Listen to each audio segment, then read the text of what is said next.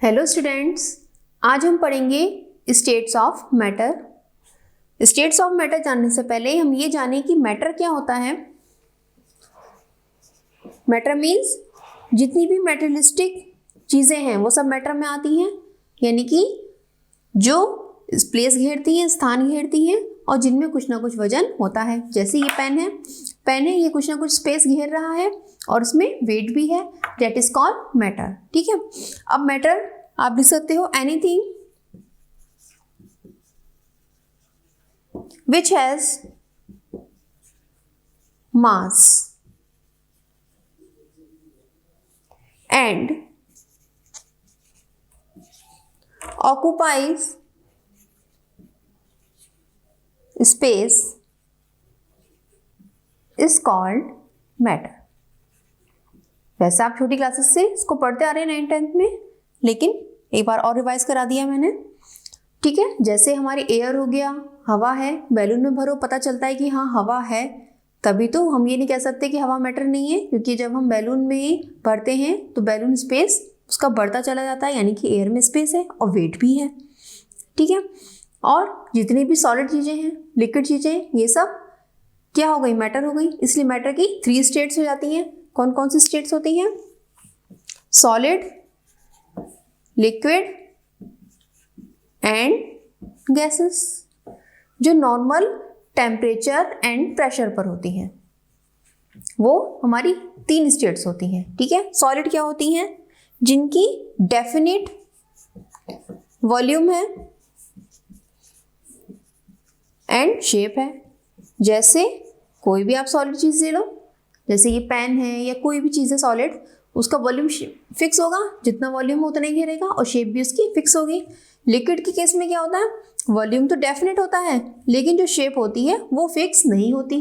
ऐसा क्यों होता है? ऐसा क्यों होता है?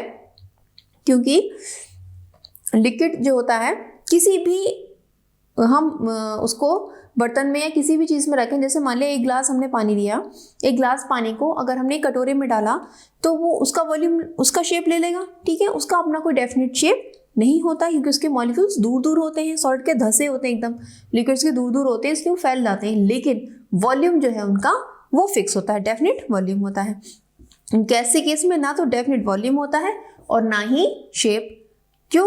आप एक कोने पे अगरबत्ती या धूपबत्ती जलाओ कमरे के, तो दूसरे कोने में स्मेल आ जाती है, खुशबू आ जाती है उसकी। क्यों आ जाती है?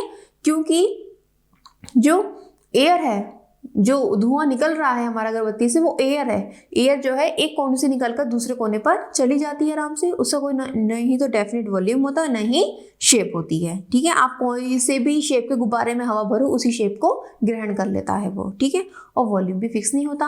आप ज़्यादा से ज़्यादा हवा को कमरे में छोड़ दो और उसको एक छोटे से कंटेनर में भी बंद कर दो, ठीक है, तो वही उसका वॉल्यूम कोई फिक्स नहीं होता, क्योंकि मॉलिक्यूल गैस के बहुत दूर दूर होते हैं।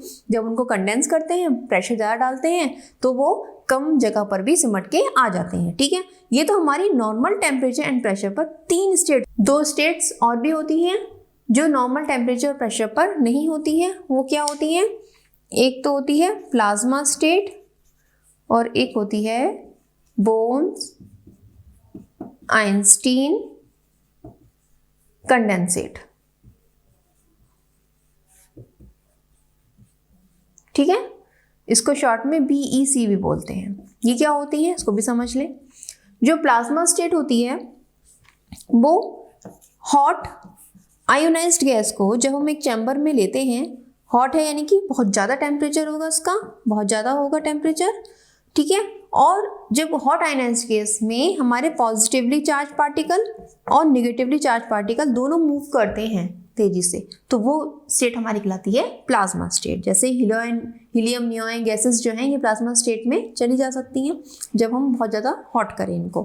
बोस आइंस्टीन कंडेंसेट में क्या होता है? उसका जस्ट अपोजिट होता है, सुपर कूल करते हैं, बहुत ज़्यादा कूलिंग करते हैं, इतनी कूलिंग करते हैं 0 केल्विन तक टेम्परेचर ले जाते हैं, यानी कि -273 डिग्री सेल्सियस तक। हम कितना ले जाते हैं इस टेम्परेचर को? -273 डिग्री सेल्सियस तक हम टेम्परेचर को ले आते हैं।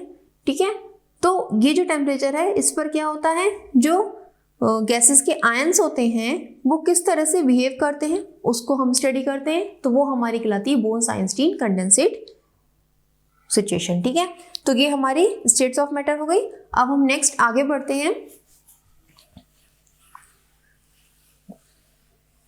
नेक्स्ट हमारा टॉपिक है classification of matter.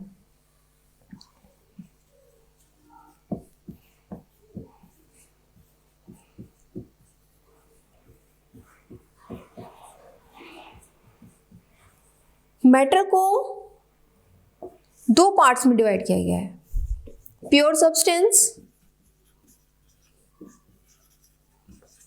And mixtures. Pure substance क्या होते हैं, ये भी दो टाइप में डिवाइड किए गए हैं, एलिमेंट एंड कंपाउंड। या फ्लो चार्ट बना लो, याद करने में आपको आसानी रहेगी। मिक्सचर दो टाइप के होते हैं, होमोजीनियस एंड नेक्स्ट है हमारा हेटेरोजीनियस।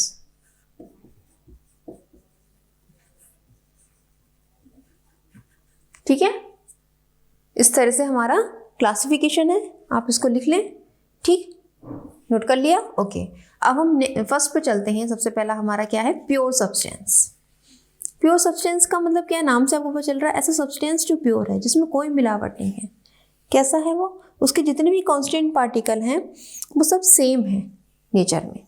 तो आप इसकी परिभाषा लिख लीजिए, when all constituent particles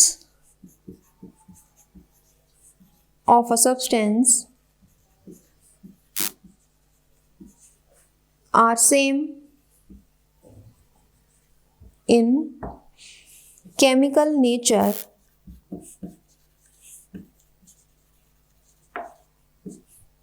called pure substance. ठीक है, जिसमें जितने भी कांस्टेंट पार्टिकल हैं वो केमिकल नेचर में कैसे हैं, प्योर हैं। जैसे हम NaCl लें तो नमक के क्रिस्टल हैं, ग्लूकोज लें खाने वाला ग्लूकोज, तो यही है उसका कंपोजिशन, चेंज नहीं होगा। और हम क्या लें, आयरन लें, आयरन एक जैसा रहेगा, कार्बन है तो कार्बन ही रहेगा, तो डेट इज प्योर सब्सटेंस। तो इसलिए इसकी भी दो कैटेगरी डिवाइड की गई हैं, एलिमेंट एंड कंपाउंड। एलिमेंट क्या होते हैं, एलिमेंट की ये डेफिनेशन लिख लीजिए आप,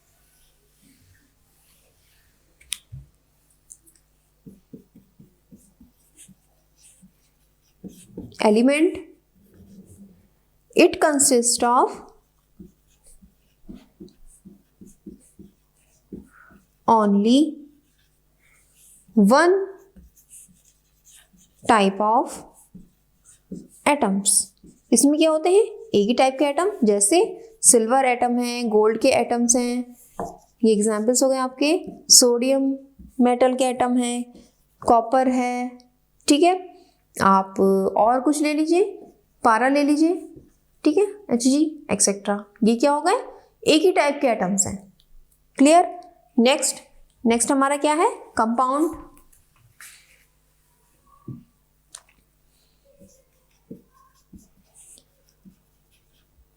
कंपाउंड्स क्या होते हैं, व्हेन टू और मोर atoms of different elements combine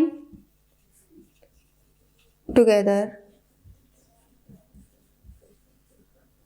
in a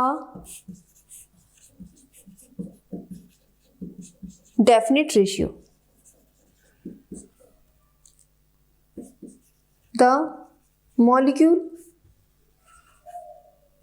is formed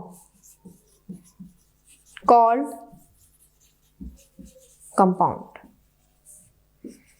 समझ रहे हो आप, जब एक टाइप के एलिमेंट या एक से ज्यादा कई टाइप के एलिमेंट्स के एटम्स आपस में जुड़ते हैं एक डेफिनेट रेशियो में, तो क्या बनता है? मॉलिक्यूल। एलिमेंट के जो एटम्स होते हैं वो आपस में मिलकर क्या बनाते हैं? मॉलिक्यूल्स बनाते हैं। तो ये जो मॉलिक्यूल है इसका डेफिनेट रेशियो होता है और इसको हम क्या बोलते हैं? कंपाउंड। क्लियर हो गया?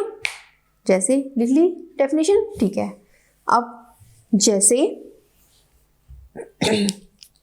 हमने अभी बताया था सोडियम क्लोराइड, ठीक है, चीनी C12H22O11 चीनी का फॉर्मूला है। तो अब मुझे ये बताओ, ये कार्बन के 12 ही एटम जुड़े हुए हैं, 13-14 तो नहीं हो सकते। हाइड्रोजन के 22 ही एटम है और ऑक्सीजन के भी 11 एटम है। ये मिलकर क्या बनाते हैं? किसका फॉर्मूला? चीनी का, शुगर का, जो होती है सुक्रोज, ठीक, उसका फॉर्मूला बन जाता है। NaCl में सोडियम का 1 एटम है और क्लोरीन का 1 एटम है, तो यानी कि डेफिनेट रेशियो में है, ना इससे कम ना इससे ज्यादा, ठीक है। और इसमें क्या खासियत होती है? आप इसको अलग नहीं कर सकते। क्या आप इसको नॉर्मल मेथड से अलग कर सकते हो? फिजिकल मेथड से आप अलग नहीं कर सकते। गर्म करने से क्या NaCl का सोडियम और क्लोराइड आयन अलग हो जाएगा? नहीं हो सकता, ठीक है। पानी में घुल जाता है, घुलना एक अलग चीज़ है, डेट इज द मिक्सचर। आपके दिमाग में भी अभी आया होगा, पानी में घुल के तो सोडियम क्लोराइड अलग अलग हो जाते हैं, डेट इज द मिक्सचर है वो, ठीक। लेकिन हम कंपाउंड्स की प्योर फॉर्म की बात कर रहे हैं, क्या इसमें आप अलग कर सकते हो? नहीं कर सकते। या इसमें इसको अलग अलग कर सकते हो फिजिकल मेथड से। मैं यहाँ बात कर रही हूँ फिजिकल मेथड की। फिजिकल मेथड क्या होता है? जैसे हम कोई चीज़ गर्म कर रहे हैं, ठंडा कर रहे हैं, डेट इज फिजिकल मेथड। उससे आप कर सकते हो? नहीं कर सकते ना। उसके लिए आपको केमिकली कोई ना कोई रिएक्शन करनी पड़ेगी तो ही अलग हो पाएगा, यानी कि हम फिजिकल मेथड से इनको आपस में अलग नहीं कर सकते। डेट इज कॉल्ड कंपाउंड्स, जो एक डेफिनेट रेशियो में एलिमेंट्स जब आपस में जुड़े होते हैं। क्लियर हो गई बात? ठीक है। अब हम आते हैं नेक्स्ट पॉइंट पर, that is mixture. Pure substance हमारा हो गया, अब डेट इज मिक्सचर। मिक्सचर क्या होते हैं? The particles of two or more pure substances which may be present in it in any ratio is called mixtures. क्या होता है इसमें? टू और मोर सब्सटेंस के पार्टिकल जब प्रेजेंट हैं किसी भी रेशियो में, कोई एक डेफिनेट रेशियो नहीं है उसका। जैसे मान लिया मैंने पानी में चीनी मिलाई, ठीक है, तो कोई डेफिनेट रेशियो नहीं, कम मिला दी ज़्यादा मिला ली, डेट इज मिक्सचर। पानी में रेत मिला दी, पानी में तेल मिला दिया, डेट इज मिक्सचर। तो हम कहेंगे प्योर सब्सटेंस है, तेल एक प्योर सब्सटेंस है, पानी एक प्योर सब्सटेंस है, हमने इन दोनों को मिला दिया किसी भी रेशियो में, डेट इज कॉल्ड मिक्सचर। अब मिक्सचर भी दो टाइप के हो गए, होमोजीनियस एंड हेटेरोजीनियस, ठीक है। अब हम उसको पढ़ते हैं, that's important, homogeneous and heterogeneous. ये क्या चीज़ होती है भाई? होमोजीनियस नाम से आपको लग रहा है, होमो यानी एक जैसा कुछ, हेटेरो यानी कि कुछ डिफरेंट, अलग अलग। तो वही है जब कैसा होता है मिक्सचर? एक जैसा होता है दिखने में, बिल्कुल uniform, that is homogeneous. If the composition of mixture is uniform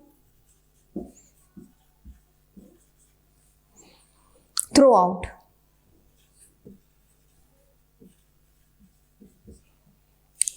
called homogeneous, ठीक है। जैसे NaCl in water, नमक पानी में घुल जाएगा, एक जैसा दिखेगा। दो अलग अलग प्याली में आप करो, दोनों में नमक का पानी एक जैसा दिखेगा, कोई चीज नहीं होगा, डेट इज होमोजीनियस। क्लियर हो गई बात? और एग्जाम्पल ले लो, शुद्ध हवा प्योर एयर। हवा जब शुद्ध है तो आप बता सकते हो ये ऑक्सीजन गैस का अणु जा रहा है, ये नाइट्रोजन गैस का अणु जा रहा है। आप डिफ्रेंशिएट कर पा रहे हो? नहीं कर पा रहे हो ना, होमोजीनियस मिक्सचर है। कहाँ दिख रहा है? इसका मतलब क्या है, कांस्टेंट पार्टिकल आप सामान्य आंखों से उसको नहीं देख सकते, यहाँ तक कि कभी कभी माइक्रोस्कोप से भी दिखाई नहीं देते हैं, नहीं देख सकते आप, पहली चीज। और दूसरी चीज, दोनों जो पार्टिकल्स होते हैं कंपोजिशन में, वो दोनों सेम फेस में होते हैं। कैसी होती फेस? सेम। जैसे NaCl इन वाटर कैसा है? लिक्विड फॉर्म में चला गया है, नमक तो सब घुल गया, लिक्विड फेस में चला गया। प्योर एयर गैसियस फेस में है। ठीक, तीन ही फेस होती है, solid phase, liquid phase and gaseous face. तीनों में से कोई एक फेस में रहते हैं सारे मॉलिक्यूल्स, ठीक है, और आप उनको सामान्य आंखों से नहीं देख सकते। That is homogeneous. हेटेरो में क्या है? बस इसी में थोड़ा सा चेंज कर दो।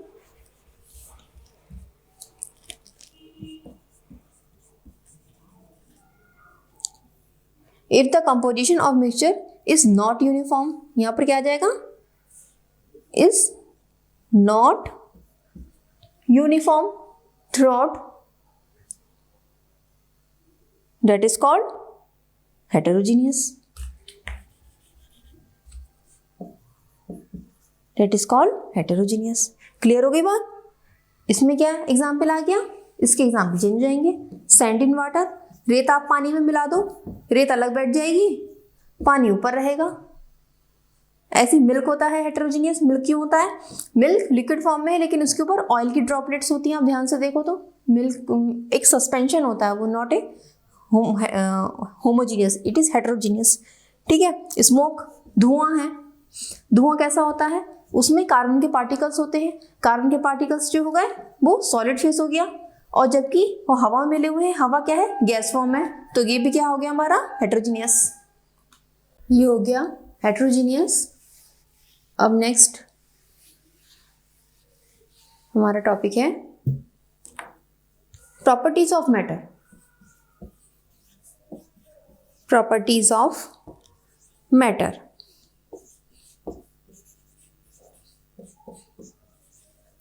दो तरह की प्रॉपर्टीज होती हैं, फिजिकल एंड केमिकल। फिजिकल में फिजिकल चेंजेस, जैसे हम फिजिकल प्रॉपर्टीज क्या, जैसे सपोज करो आपके पास चीनी है, जैसे शुगर है, शुगर की अडर होती है या नहीं ये देखना है, कलर कैसा है उसका, उसका मास कितना है, ठीक है, वॉल्यूम कितना है, डेंसिटी क्या है, ये सब हम मेजर करते हैं फिजिकल प्रॉपर्टीज में। मेल्टिंग पॉइंट, बॉइलिंग पॉइंट, ठीक है। केमिकल प्रॉपर्टीज में यही शुगर जो है जिसका फॉर्मूला C12H22O11 है, इसकी हम किसी से भी रिएक्शन कराएं, एसिड से कराएं या बेस से कराएं, तो उसका क्या इम्पैक्ट पड़ता है, क्या बनकर आता है रिजल्ट, वो हम केमिकल प्रॉपर्टीज में पढ़ते हैं। ठीक है, तो ये था हमारा मैटर की प्रॉपर्टीज जो हम दो तरीके से देखते हैं। क्लियर है? तो ये हमारा छोटा सा टॉपिक था जो कंप्लीट हो गया। All the best.